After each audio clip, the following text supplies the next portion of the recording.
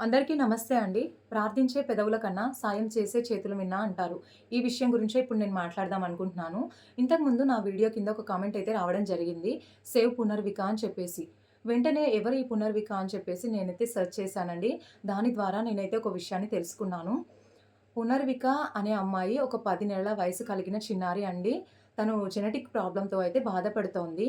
SMA type 1 అనే డిసీజ్‌తో బాధపడుతోందండి తను. కోట్లలో ఒకరికి వస్తుందంట ఈ disease. And spinal muscular atrophy అనే వ్యాధితో బాధపడుతుంది ఆ చిన్నారి. అండ్ తనకైతే ఇప్పుడు 10 మంత్స్ అయితే ఉన్నాయండి. తనకు 5 మంత్స్ అప్పుడైతే డీఎన్ఏ టెస్ట్ చేయడం వల్ల దాని ద్వారా 6థ్ మంత్‌లో తనకి ఈ డిసీజ్ ఉందని నిర్ధారించారంట అండి డాక్టర్సు. అప్పుడే వాళ్ళ పేరెంట్స్‌కి కూడా తెలిసింది పాపకి డిసీజ్ ఉందని చెప్పేసి. అండ్ పాపకి 2 ఇయర్స్ వచ్చేలోపు ఈ ఇంజెక్షన్ అయితే వేయించాలంట అండి.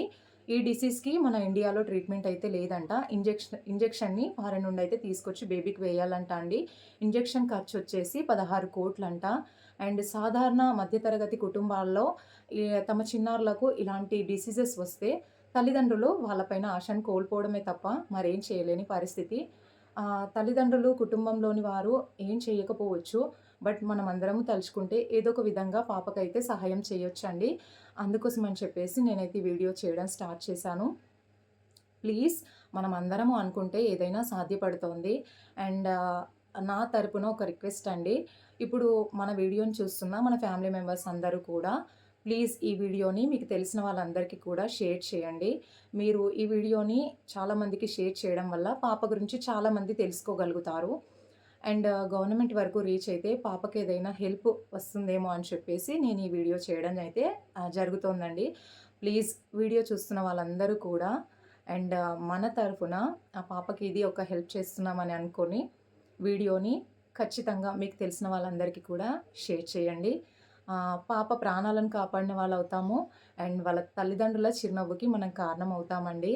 అండ్ ఇలాంటి ఒక ప్రాబ్లమ్‌తో ఆ చిన్నారి బాధపడుతుందంటే ఆ పేరెంట్స్ ఎంతగా బాధపడుతున్నారో మనం అర్థం చేసుకోవచ్చు. అండ్ సో మన తరఫు నుండి ఈ వీడియోని చూస్తున్న వాళ్ళందరూ కూడా ప్లీజ్ అండి మీ వంతుగా చాలామందికి మీకు తెలిసిన వాళ్ళందరికీ కూడా వీడియోని షేర్ చేయండి. ఇవాళ ఒక చిన్నారి ప్రాణం కోసం ఈ వీడియో చేసి ఒక్క షేర్ అండి, ఒక షేర్‌ని హెల్ప్‌గా మీ నుంచైతే కోరుకుంటున్నాను. ప్లీజ్ అండి వీడియో చూస్తున్న వాళ్ళందరూ కూడా మీ వంతు సహాయంగా వీడియోని మీకు తెలిసిన ఒక 10 మందికి షేర్ చేయండి. అలాగా ఎవరికైనా హెల్ప్ చేయాలి అనుకున్న వాళ్ళకి గవర్నమెంట్ వరకు రీచ్ అయితే వాళ్ళ ద్వారా ఏదైనా సహాయం పొందితే ఆ పాప ప్రాణాలకు కొంచెం మన వంతు సహాయంగా ఈ ఒక్క పనైనా చేసిన వాళ్ళం అవుతామండి. అండ్ వీడియో చూసిన వాళ్ళందరికీ థ్యాంక్ యూ సో మచ్ అండి.